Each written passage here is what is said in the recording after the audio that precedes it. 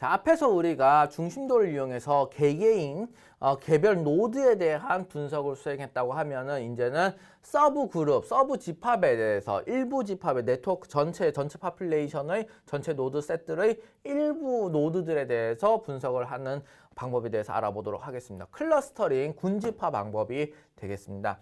크게 여러 가지 군집 방법들이 존재를 하는데 우리가 그래프 시어레틱한 그래프 시어리에서 많이 쓰는 그런 군집화 방법론으로는 K 클릭을 찾는다라고 하는 그런 군집화 방법이 하나가 존재하고 있습니다. 또 다른 방법은 코히시브, 서로 잘 엉기는, 잘 뭉치는 코히시브가 코히전이라고 하는 말이 뭡니까? 잘 엉기는, 마치 풀이 있으면 코히시브하다고 하는 것이죠. 서로 잘 엉겨붙는 그런 그룹을 찾아내는 그런 방법도 존재합니다. 이거는 뉴만 클러스터링이라고 하는 것이 또 있겠습니다. 그런 두 가지 방법에 대해서 알아보겠습니다.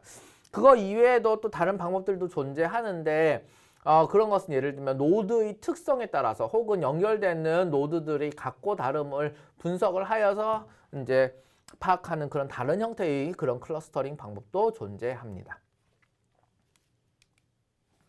첫 번째로는 우리가 그래프 시어리에 기반을 한 K 클릭을 찾는 것에 대해서 이제 볼 수 있는데, 사실 클릭이라고 하는 것은 여러분들이 앞에서 간단하게 배워본 적이 있습니다. 그래프 할 때 이제 언다이렉티드 그래프가 존재한다고 했을 때 클릭을 어떻게 정의할 수 있느냐라고 하면 다음과 같이 정의할 수 있습니다. A set of vertices V가 존재하는데, 이 V는 every two 모든 두 개의 벌텍스, V에 있는 모든 두 개의 벌텍스들은 엣지에 의해서 연결되어져 있을 때, 즉 어떤 서브셋이 있고 어떤 서브셋 벌텍스 B가 있고 이 벌텍스 B는 서로서로 무조건 다 연결되어 있다 라고 하였을 때 우리는 클릭이라 하겠습니다. 이것을 이전 그래프 할 때는 무슨 이름으로 배웠냐? 바로 컴플릿 네트워크가 되겠습니다. 이 컴플릿 네트워크라고 하는 것은 그래프 전체에 대한 것이 되겠고, 우리가 지금 클릭이라고 하는 것은 이 그래프가 주어졌을 때 그거의 서브 그래프로서 컴플릿하게 연결되어졌을 때 우리는 특히 클릭이라 하겠습니다.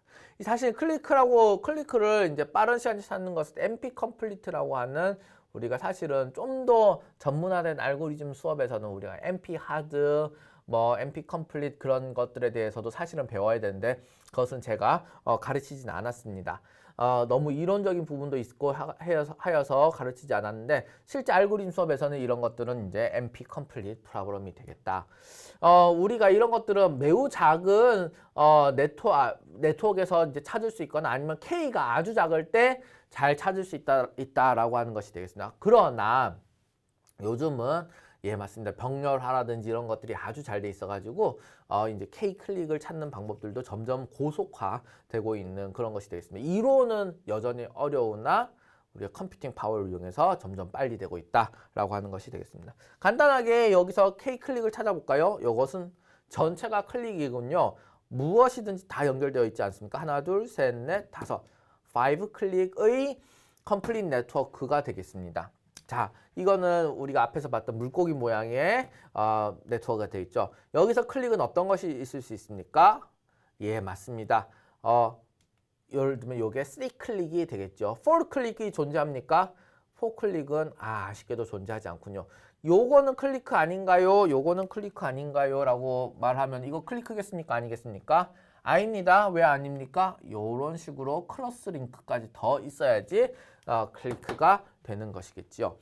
그래서 이렇게 K 클릭이라는 전제 조건을 이용해 가지고 그래프 시어리틱하게 우리가 그거의 서브 잘 밀결합된 서브 그룹을 찾아볼 수 있었습니다.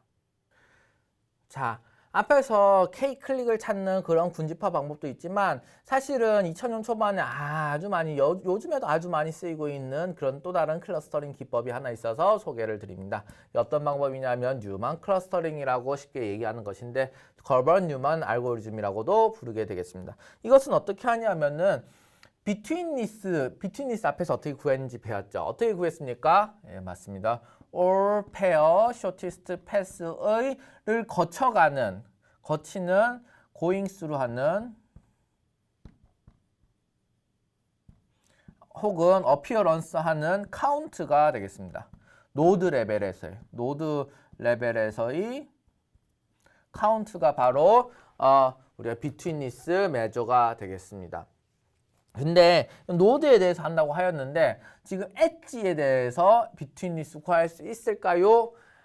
예, 엣지에 대해서도 사실은 비트윈리스를 구할 수 있습니다. 어떻게 구할 수 있겠습니까?